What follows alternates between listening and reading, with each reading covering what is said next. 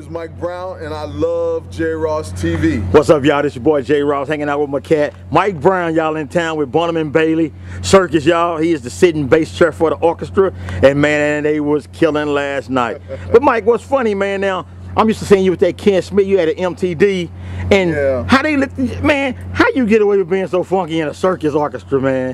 You know what? I gotta slip a little of that in there every night.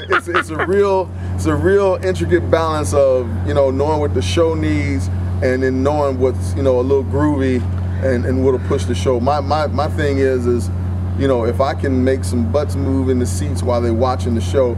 It's funny, they're not even aware of the fact that the music is actually kind of pushing them. Yeah. You know, they're watching the act and so on and so forth, but the music is in the background. If it wasn't there, they would know. But it's there, and our job is somehow to be there to push it and then not be too distracted, so that that's the thing that they're paying attention to. So that's that. It's a balance, and I have to be very, very careful with it. But I've been fortunate so far. I've been able to strike that balance, and, you know, put a little something in there for myself, so every now and then. Now, Mike, being a sitting bass player for the orchestra, man, and living on a train, people can't really see, but this train is miles long, y'all. Yeah. See, that's not the end down there. It keeps on going around the curve, man. How is it living on a train, bro? You know what? It's not bad, man. I mean, you think about riding an Amtrak train and having your own compartment. You know, this is kind of like a rolling city, man. It's like a rolling dorm, if you will. You know, so I mean, my situation is cool. I got a room with a shower and the toilet and stove and all that kind of stuff. So, you know, I'm just in my space. Yeah. Now, you being a young man, unmarried, man, you try to sneak them girls on the train. Watch yourself there, ladies. No, you know what? I'm careful about that too, man, because, you know, it's just like any place else. You know, you don't bring any old body into your house. Yeah. You know what I'm saying? And this is my house, so I'm even particular about, you know, you can't be friends with everybody. Right. You know what I'm saying? So I don't even invite a whole lot of people to my house. You know, that you know. That monstrosity. Yeah, you know. Now, another thing too, Mike, man, like last night doing a performance, man, you cats be reading music like a monster, man. It's not many people that you have to worry about taking your job ever. Well, you know, at least not walking up that day and talking about they're gonna handle it, because, you know, the thing. And what's funny is that I'm fortunate enough that, you know, like when we're putting together these shows, I'm talking to the composers as they're writing these shows, and so I asked them. I said, well, you know, what do you think about me putting this here? What do you think about me putting this there? He's like, you know what? I'm writing 196, you know, measures of music and blah blah blah. He said, do you think that I'm worried about a bass line? He said, do what you do. Oh yeah. That's what I was told by the composer, and so I was like, okay.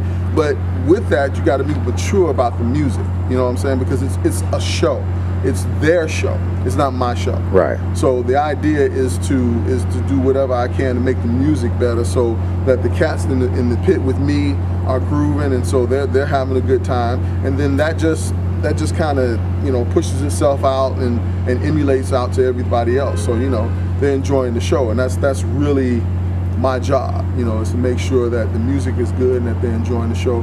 My thing is if I can look over and I see this, oh yeah, I'm seeing the kids standing doing this. They might not even know where it's coming from, but, you know, I understand. Now, Mike, now you just switched from Ken Smith to MTD, man. Why you do that?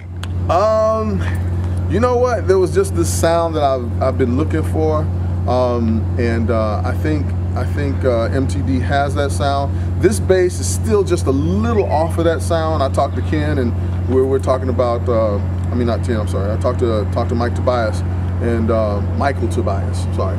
And, you know, we're talking about another Esquire. Yeah, you know what I'm saying? And we're talking about another bass that is probably going to be more close to the sound that I'm looking for. I like the Smith, don't get me wrong, and Smith is unique for what it is, and that's probably why I'll continue to hold on to that bass. But I love the way that the MTD feels in my hand. You know, it doesn't make the work hard, you know. Yeah. And so for what I do, for as long as I do it, I'm playing for, you know, 2 hours and 15 minutes. You know what I'm saying? I got to have a bass that's going to be comfortable, that sounds good, that it doesn't wear me out. I got so much stuff to deal with mentally, you know, watching the conductor, watching the show, making sure this, you know, when he does a 3/4, I got to make sure that I'm not just going to the spot, but you know, make sure that that grooves. So I may walk up to this note, you know, just to make it groove and let everybody else in the band know.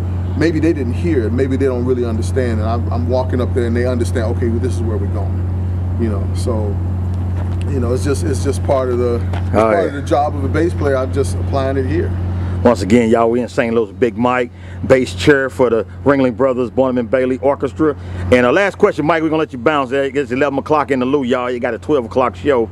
And talk about that TEC board you sitting on up there, man. You know what? That tech amp, man, is incredible. For what I do, I use in-ear monitors, so I don't have speaker cabinets, you know, on stage with me. And I miss that oral sensation of having all that stuff around me. You guys can hear trains. That's another train, yeah. I'm living in a train yard. Anyway,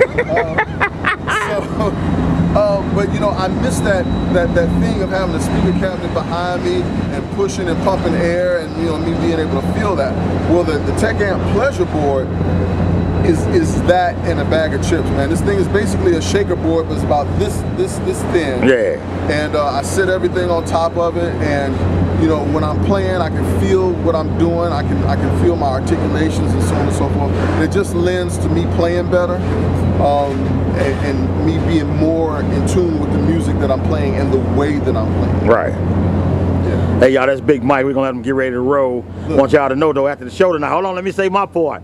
After the show tonight, me and Mike, we're gonna get us some lawn chairs. We're gonna sit up on top of the train, y'all, and drink a little drink and smoke a little smoke.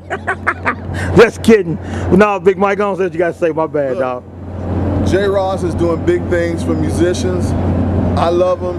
You guys, if you haven't been turned on to this cat yet, pay attention, because he will help you get your stuff together. He will help take you to the next level. You want to be on J. Ross TV, trust me. Man, I appreciate that, Big Mike. J. Ross TV, y'all, in St. Louis, Big Mike. We're going to let him roll up out of here. 10 million strong, we gone. Peace. Peace. Man, I wonder if we can cook one of them elephants, man.